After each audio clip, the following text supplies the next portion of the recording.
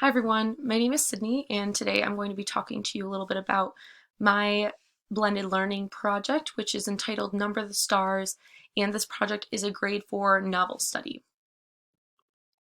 So throughout this little presentation, I'm going to be giving you some more information about the project that I created. So I'll be talking about the significance of the project, the overall design, some of the strategies that I've been using, as well as the assessment and the evaluation methods that I'm going to be using.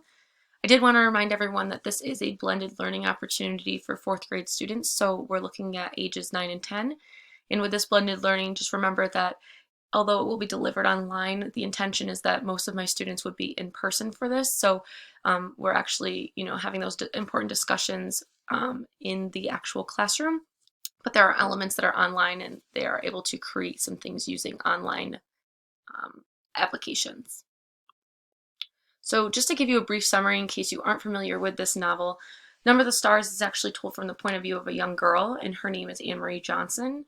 She's currently living in Copenhagen, and originally the story starts out quite simple. She lives a very ordinary life. However, this story takes place during the time of World War II, so we start to see German troops become more present in her hometown, and we see how this affects her neighbors.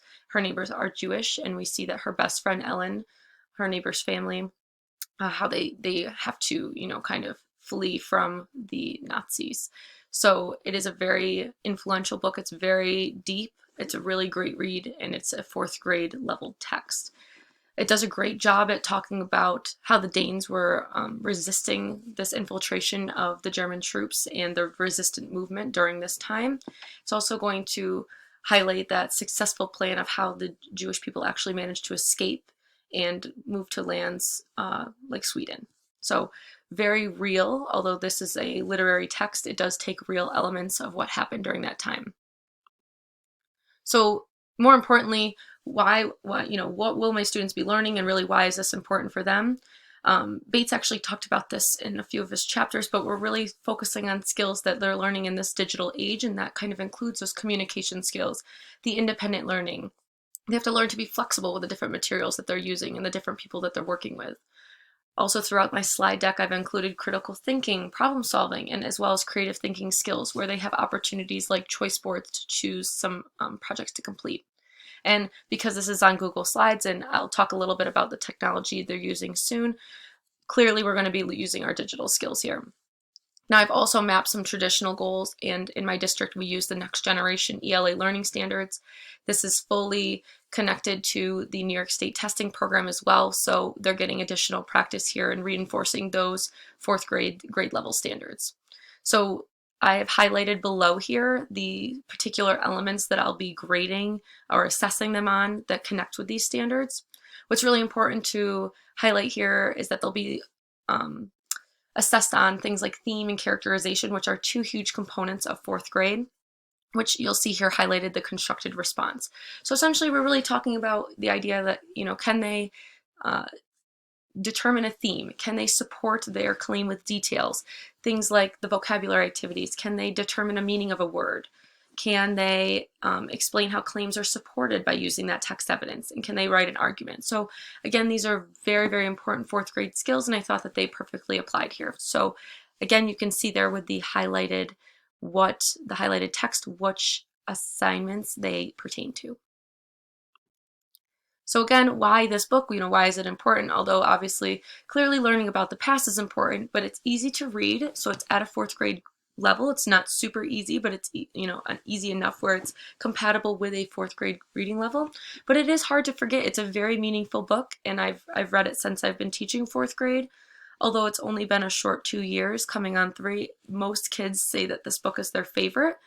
It's historical fiction. It pairs well with all the story elements that I'm teaching, whether it's plot, theme, characterization. All of those really tie in here nicely.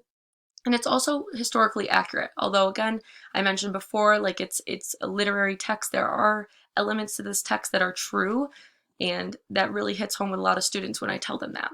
So they're actually learning about what the past was like and what, these countries had to go through. So another little tidbit here is that Anne Marie, that protagonist that the point of view that this story is being told from, she's the same age as these students in my classroom. So in a way that they can relate to her, could you imagine going through, what she has gone through at just the age of 10? So that's another one that kind of hits home with my students. I also wanted to talk to you guys a little bit about my design considerations and the learning environment I really wanted to create with this project. So I have the slide deck, and the intention with the slide deck is that it should be assigned to students in Google Classroom. And the cool thing about Google Classroom is that you can assign a copy to each student. So what benefits me as an educator is I can click on the student's name, go right to their slide deck and see their progress, and I can evaluate and assess right within the slide deck. And it also gives for that individualization. So if some students need to use a talk to text feature, they sure can. It makes it easily accessible. It's perfect for this blended learning environment because they can do things on their own as well as in person. And like I mentioned before, that talk to text is a lifesaver for those really struggling students. The cool thing about the slide deck as well, and I've kind of mentioned it, not only is it individualized, students can also work in groups. We've got opportunities to engage in discussion as a whole class. The feedback is really great because during that in-person time, we're not just sitting there away from each other, we actually can have a really meaningful conversation. I've mentioned in prior slides that students are also gifted that element of choice. We've got a lot of really cool choice boards throughout my slide deck, and you can see that in a link that I'll attach, but it really gives them the opportunity to show what they know in their way, and they can play to their strengths. I think that that's a really great part of education. I really like that a lot of us are highlighting that now because, at the end of the day, we're all individual people. We learn differently. We can show what we know in different ways. So I'm glad and proud that I was able to give my students the opportunity to do that. This content is very student-centered, and they're doing the heavy lifting. The students are doing the work. I'm merely just a bystander, and I'm kind of helping and scaffolding in areas that I need, but students are really taking hold of the responsibility here, and they're guiding the discussion. Also, with the theoretical frameworks, we've talked about this at the very beginning of the semester. I'm kind of highlighting the cognitivism, the constructivism, and the connectivism, just because I feel like in certain ways it can be a little bit of everything. Especially with the cognitivism, like the students are really understanding different material. We're talking about Bloom's taxonomy. I feel like a lot of those objectives can match my standards and my goals. And then with the constructivism, we're really focusing on building that prior knowledge and thoughts of different, the students. So they're taking their own individual thoughts and they're applying it to, what Anne Marie is going throughout the story. And then with the connectivism, I think that really is where that tech piece comes in, and students are making connection, and it really making those connections and the personal connections not only motivates them to read, but it's also important to continue that learning cycle. Now, with my design considerations, I just wanted to screenshot and screen capture some of the activities that I have embedded into my slide decks. So here are some of my teaching moments. Now on the right here, I have background knowledge just because this time period is very new for students this age.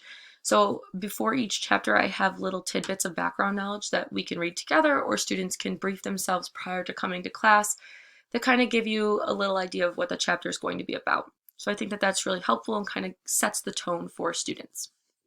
On the left here, I have different character slides that students can fill out. So it kind of gives them that practice with characterization that I've mentioned before is a huge fourth grade thing.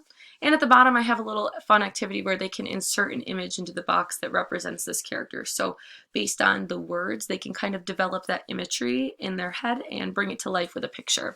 Whether that's something they take from Google Images or create, that's totally up to them, but it does make that movie in your mind. We talk about that a lot with our Lucy Calkins curriculum. We really want them to imagine and really think about that and make that mind movie.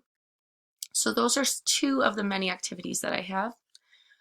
As following our design consideration segment here, I also have here on the left these vocabulary slides where students are developing meaning, whether it's giving an example or a non-example of something, whether it's a simile or a metaphor, whether they're creating a synonym or an antonym, or they're using the word in a sentence. It's all helping them with vocabulary, whether they're defining the word or their vocabulary use and acquisition, which again is something that is tested as it is a huge standard in fourth grade and is on the New York State test.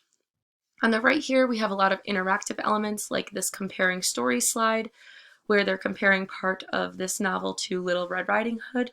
there are a lot of interactive and drag and drop elements that students in the past that I've worked with have really enjoyed. It's very easy for them to use, it's not very difficult, and again, it makes it even more interactive. Another design consideration I have here, I wanted to showcase the choice board that I've created. This is one of the few choice boards I have included and embedded in my slide deck. This one here is a drawing choice board that's at the end. Again, I don't want this to just be like reading, writing, reading, writing. A lot of students can show what they know through their use of illustration. Again, that helps with that imagery, helps you set the setting. But I have a variety here, and you have the opportunity to check that out when I post the link to the full slide deck, the student version that you can see. But this kind of, can draw student interest in and get them really excited about creating something after the end of the book and help them kind of reflect on maybe their favorite scene or, the imagery that they saw or something that they remember. So again, these are projects that I sometimes wish that I would have been able to have the opportunity to complete during school, just because when I was in this grade, I love to draw, I love to create, and again, that's something that plays to my strength. Now I do have a drawing choice board as well as a writing choice board, and again, you can see the variants and choice boards when I post the link. Another thing that I do have included here are some of my last few activities and teaching moments, and I'll talk a little bit more about these with assessment, but these are just examples of comprehension assessments. Again, in fourth grade, you need to be able to not only read the text fluently, but you need to be able to understand what the text is asking or what the text is talking about. So on the left here, these are some mentor texts that pair nicely with Number the Stars that also talk about the Holocaust. These scores, these are little comprehension quizzes, can be done through AR. On the right are Google Forms comprehension quizzes. Another important question that might be asked is really what technology will be featured. These are just some of the few. YouTube, for those students that maybe missed the chapter being read, they can look it up on YouTube. I have the links embedded.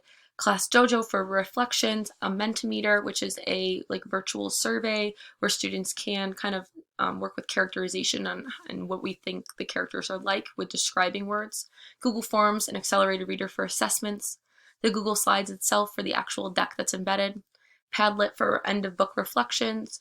Jamboards for little sticky notes in case we have discussions come up here and there, and Nearpod, which gives you a virtual little VR experience, and I have those embedded in the first few slides to kind of give them a look at what life looked like back then, and especially within concentration camps and what other people had to deal with. Now the technology used here is completely appropriate for fourth grade. It's very interactive. Again, the teacher, I'm just there to support and scaffold. I may initiate some discussions, but really the students are the decision makers. They're the active participants. They're doing the heavy lifting. And, it really is going to be meaningful when the students have more control and choice. So rather than me just standing up there and talking nonstop, they're actually the active participants and even the leaders in the discussion. How will learners be assessed and evaluated? I've kind of mentioned that prior to this, but informally, I'm observing and questioning with them, and they're also, participating in different projects and the discussions overall. But more of the formal assessment comes from those formative comprehension quizzes, like I mentioned just a few slides back, as well as a summative assessment, which are those standards-based writing, and that's where those constructed responses come in. And I will show you in just a moment the New York State testing program rubric that we use across my district.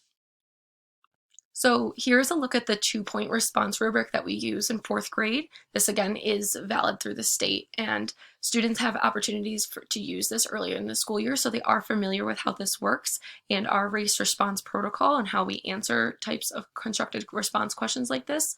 So them seeing that rubric beforehand is really beneficial in the sense that they can, assess themselves, or they can peer review before they submit their answers. So it's very clear, they're very open with this, they understand this, they've seen this before. So again, having that rubric prior to this is really beneficial to them. And lastly here, this is kind of the grading sheet that I'll use to assess their work. They know, they've seen this before, they use this with one another when we do peer assessment and feedback. So this is just, again, they're seeing the rubric beforehand, so they know what is expected of them.